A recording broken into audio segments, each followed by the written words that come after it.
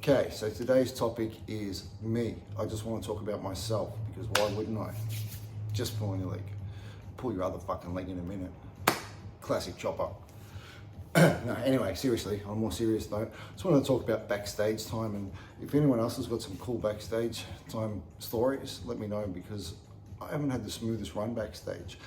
I think maybe out of the 9 comps that I've done so far, I've had a smooth run twice. Once was at the Nationals last year. I just went in there chill.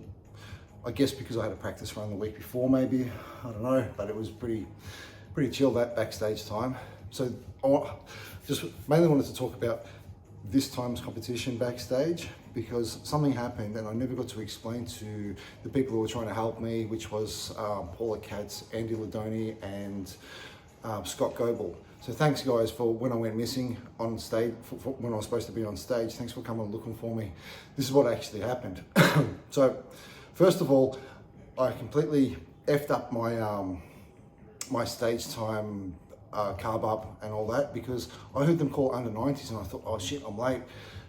Quickly had my salts, my carbs, did my pump up, did some posing and stuff. And yeah, then I went over to I stuck my head out to see what they were up to, and they were still only up to novice, so I had ages. So lucky I bought some spare honey and salt and stuff with me. There was someone backstage, I can't remember his name, but he was kind enough to pass me over some extra salt as well, so thank you for that.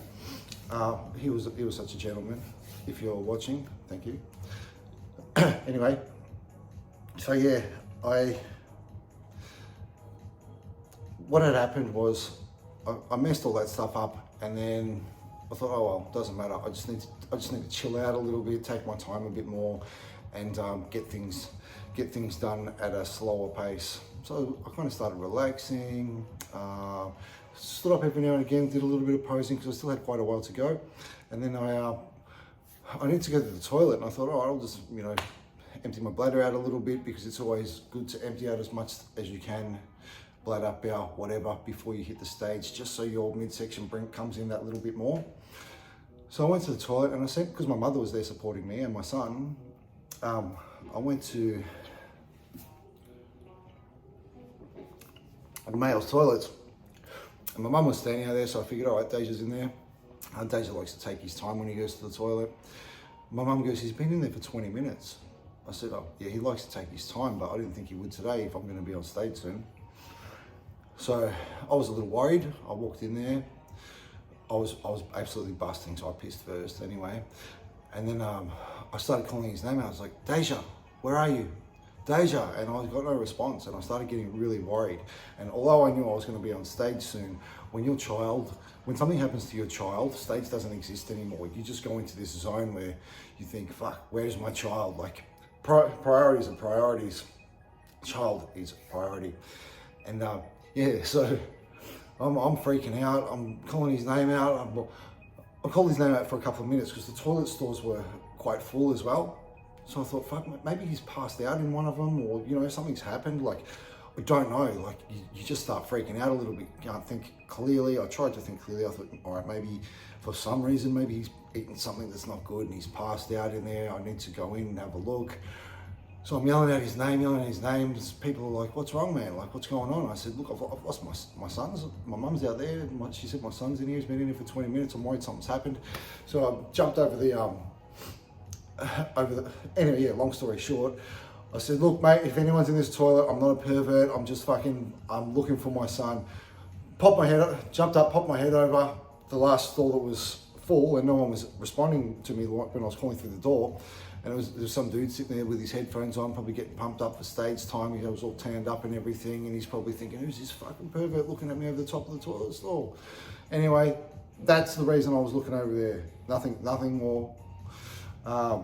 Yeah, so anyway, then I get back. I had no idea that I was that close to almost being on. Then I went backstage again, and yeah, Andy's freaking out. She's like, Dylan, where have you been? Where have you been? They're calling you. You're on stage now. They're not waiting. And I'm still in my pants, and I think I had my top off already. Had my trunks on, luckily.